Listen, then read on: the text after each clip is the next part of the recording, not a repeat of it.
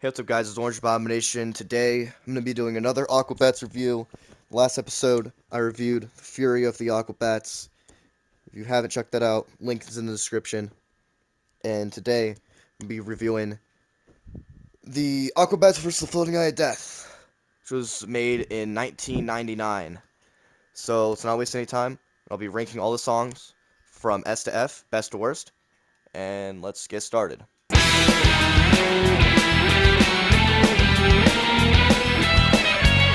Sequencer Race is the first song on the Floating Eye of Death album, and it's one of my personal favorites. Not necessarily just on the album, but all time, one of my personal favorites. Possibly a top 10 in my opinion. The guitar is great. Some of the best guitar work on any Aquabats song. And the vocals by the Commander are also really good. And for all this, I'm gonna start the list strong. Give this an S tier.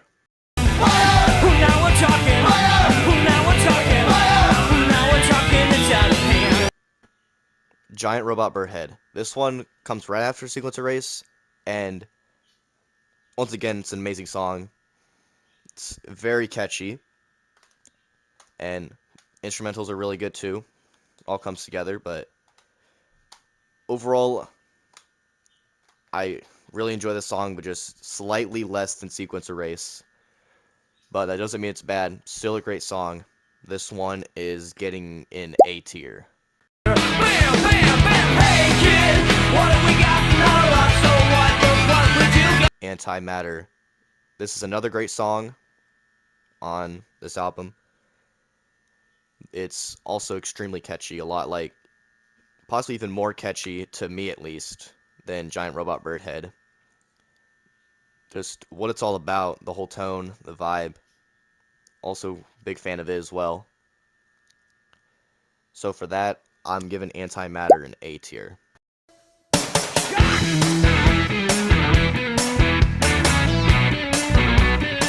Now, Lotto Fever is still, of course, all the songs in here are great for the most part, but Lotto Fever is just, it feels like not very special on this album compared to some of the other songs.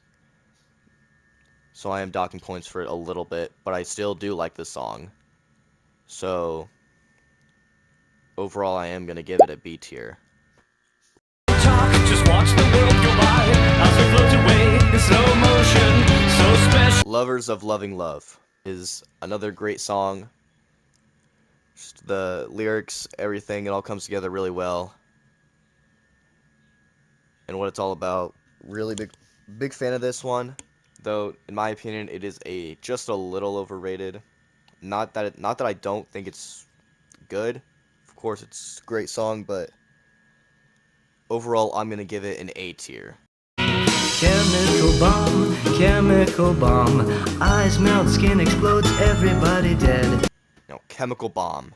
This is the song you probably came to see, what I thought about it, and you probably already know where I'm gonna put it. Just the whole storytelling, and if you've seen my other review, you know I love Aquabat songs with storytelling. This one probably has some of the best storytelling in the entire album about nuclear weapons, and it can be applied to real life with situations going on right now in the real world. And it just gives a really good message overall. And the instrumentals are also really unique. It feels way different. It doesn't even feel like an Aquabat song to me, but that's what makes it so great. So this one, it's going an S.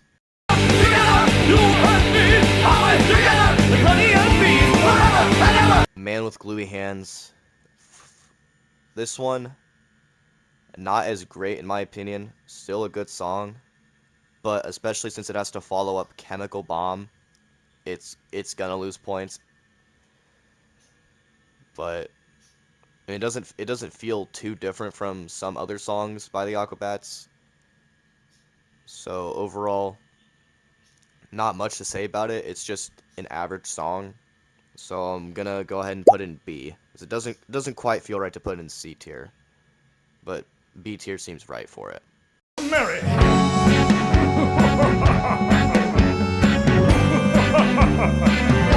Monster's Wedding.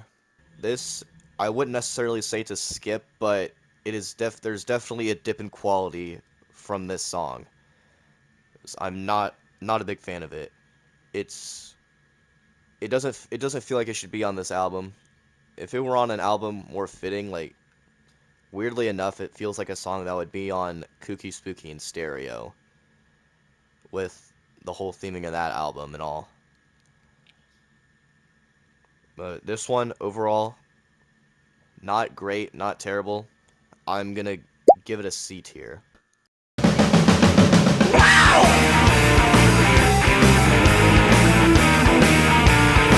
The Ballad of Mr. Bonkers. The first two-thirds of this, in my opinion, are pretty boring, but then the last third is really good. And if it weren't for the last third of it being really good, I would honestly put this song in D or F tier, but that last third saves it, so I'm gonna have to give it a solid C tier. In our society, many dogs. Now, Canis Lupus. This song is not very special compared to some of the other songs, but it is a little bit better than some other songs like Monster Wedding or Ballad of Mr. Bonkers. And the whole thing about dogs is kind of questionable in my opinion, but still not something I'd skip, of course. So it's gonna go in the B tier. 1, 2, 3, 4. Listen up. Now here we go. Tiny Pants. This is also probably another song you came here to see where I'd put it. And it's just so bad. The chorus is literally just random noises. So this song, easily in my opinion, the worst song on the album. One of the worst songs by the Aquabats of all time. If you want to see a video on my top 5 worst Aquabats songs, go ahead and leave a comment and let me know. But anyway, this song, Tiny Pants, this is going in the F tier. Easily. Incredibly inevitable, incredibly strange.